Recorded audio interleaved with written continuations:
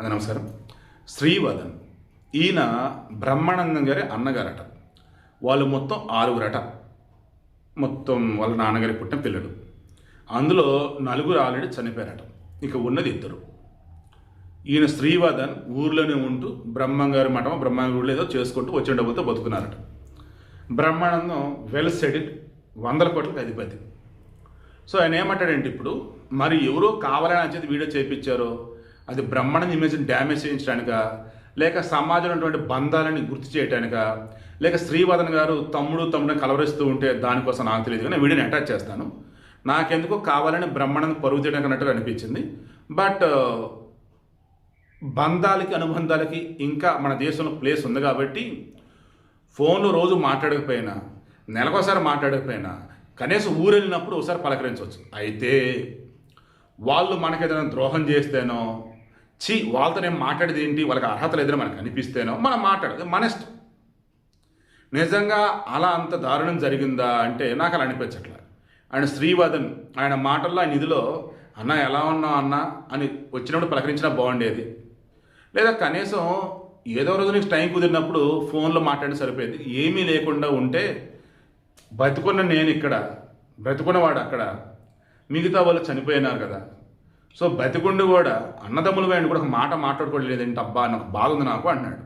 But నేనైతే ఒప్పుకుంటాను, కొంతమంది ఉంటాం ఈ సమాజంలో అన్నదమ్ములుగా, అక్క చెల్లెలుగా, రిలేటివ్స్, దగ్గర రక్త సంబంధికులుగా ఉన్నా కానీ వాళ్ళు చేసిన పనుల వల్ల ఇంకెళ్తే జీవితంలో మాట్లాడొద్దు అని చెప్పేసి తీసుకునేది మీరే తీసుకోపోండి అని వదిలేసి వెళ్ళిపోతాం. అలాంటి వాళ్ళ ముఖం చూడబుద్ది కాదు. వాళ్ళు చనిపోయిన సరే మా సంబంధం అన్నట్టు ఉంటాం. ఎందుకు? వాళ్ళు చేసిన మోసం, ఆస్తో డబ్బో ఇంకేదో, లేదా మాట కోసం ఏదో.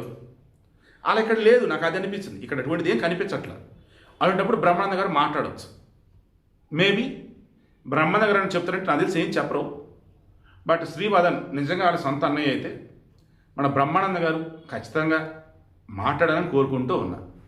బట్ ఆయన ఈ రకం పబ్లిక్ తెలిసేలాగా ఈ వయసులో బ్రహ్మానంద గారి గురించి అరగ చెప్తూ ఉంటే కావాలని బ్రహ్మానంద గారు పరుగు తీసేలా నాకు ఆ వీడియో అటాచ్ చేసుకుని చూడండి.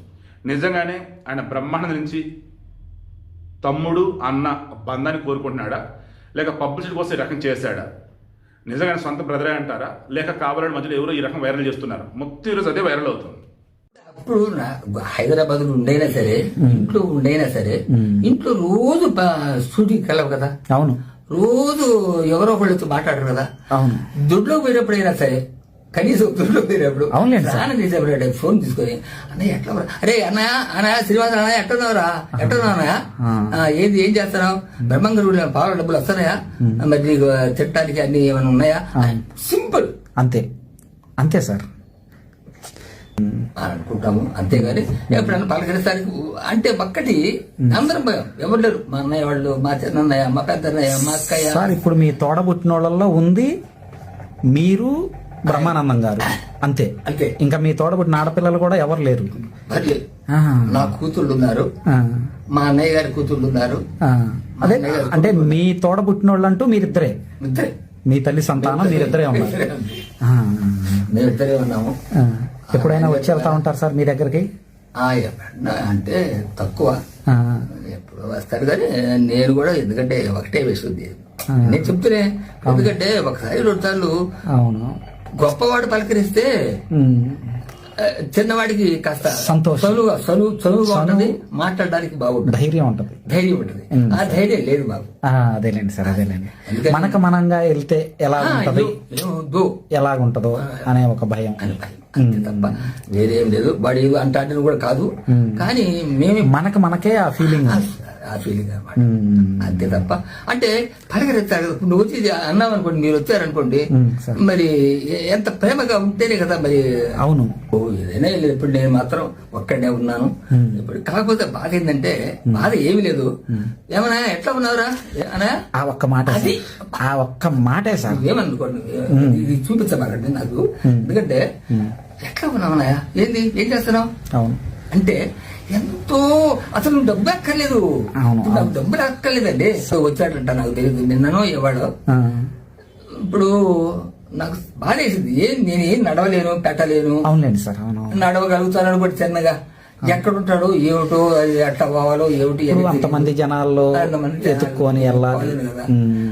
వాడు రాకపోయినా రావడానికి వీలు పడదు. నా ఇళ్ళని బాగుపడతారు సమస్య లేదు. అవును అవును, ఆయన ఇక్కడ దిగాడంటే అసలు ఈ రోడ్డు పట్టదు.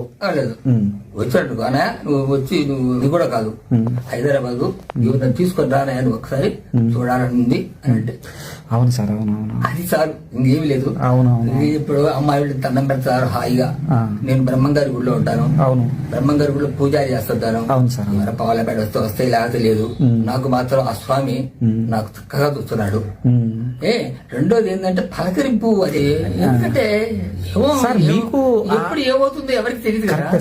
నేను ఇదివరకు 10 ఏళ్ళ నాడు వాడు పోయి దాదాపు 30 ఏళ్ళు 40 ఏళ్ళు అవుతుంది. నేను అప్పట్లో నేను కూడా పాటలు పాడతాను, నేను కూడా నాటకాలు వేస్తాను. నేను ఆశపడ్డా, అది కూడా చేయబడ్డది బాధ. ఇప్పుడు ఏం చేయగలను?